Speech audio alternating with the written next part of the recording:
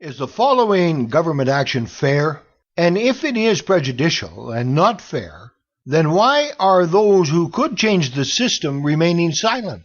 And who are those who could change the system by speaking out, by getting involved? Here is the situation. A young woman in Manitoba received a speeding ticket. She was clocked doing 67 in a 50 zone. The speed limit had recently been changed from 60 down to 50 and caught many unaware. Yes, it's true. Even if the speed limit had been 60, she and all others who were ticketed would have been guilty of speeding, but not excessive speeding, and therefore not fined for excessive speed, which in this case could be classified as a tax gouge. However, none of this is the problem I wish to bring to your attention. The problem lies in the ticket itself, but the excessive speed factor highlights the problem. While waiting to attend university, the young woman chooses to work with those in society that are having struggles, be that physical, mental, or spiritual, and as such, at the time she received the speeding ticket, she was being paid $12 per hour, which is only 12% over Manitoba's minimum wage. No sin yet. Due to the type of work she is performing, she is limited to working between 3 and 4 hours per day because of the high stress that work can cause the employees. Those hours spent working, although often stressful, are filled with important tasks that need done. And it is the compassionate, not the Wall Street broker or the high-paid city official, who is willing to sacrifice their time and life for these struggling members of our society.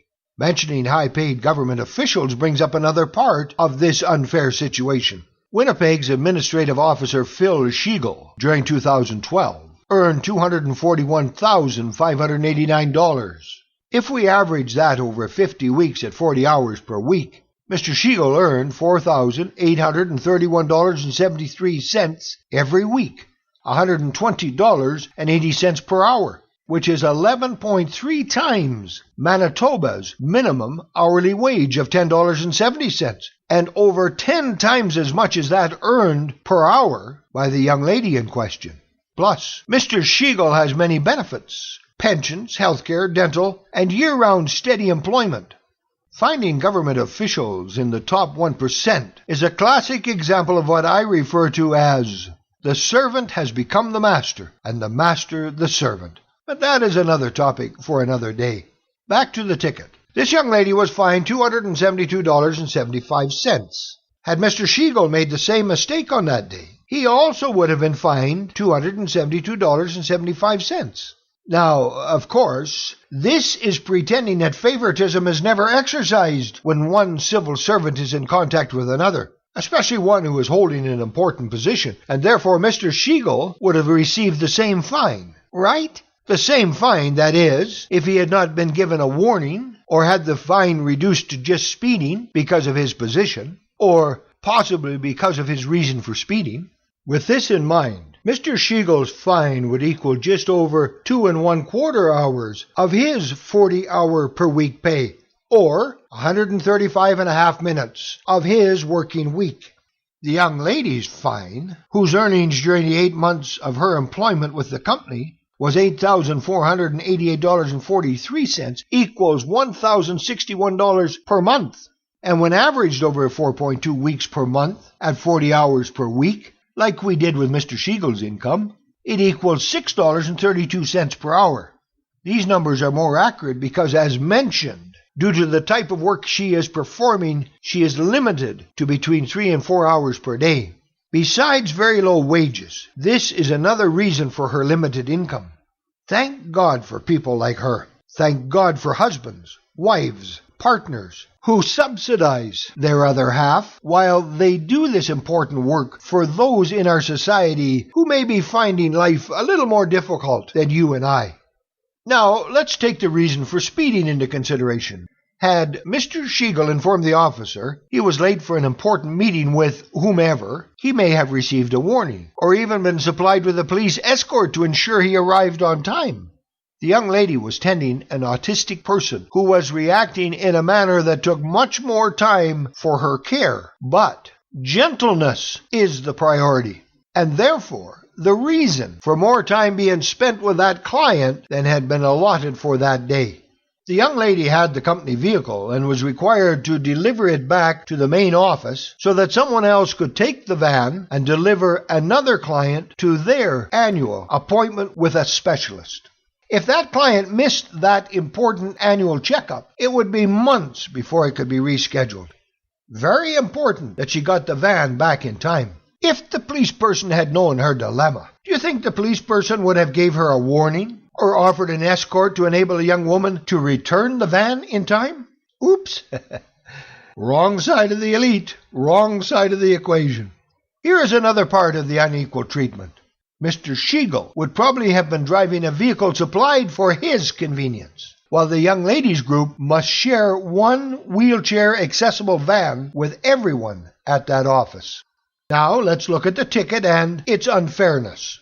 Considering 40-hour work weeks and 4.2 weeks of work per month the norm, we will look at this situation from that platform. Mr. Schiegel would have been fined 2 1/4 hours of his work week, while the young lady was fined an amount that equals the government stealing more than 1 week of her working time, stealing 43.2 hours of her wage earnings. That is equal to her fine being 19.2 times more punishing than would have been given to Mr. Schiegel for an offense that could be equally devastating to a member of society regardless who commits the offense. Therefore, this brings up a question. Is this fine, when related to percentage of income and ability to pay, showing us that if this young lady ran over a child, God forbid, it would be a much more serious offense because it was perpetrated by a low-income earner than it would be if the offense was committed by one of the top 1% of our society, like, let's say, a Mr. Schiegel? Again, God forbid. What this ticket and the young lady's reaction to it is showing me is one very plain fact. Governments take advantage of how we raise our children. The excessive taxing spirits of King Henry VIII, King George III, and King John lives.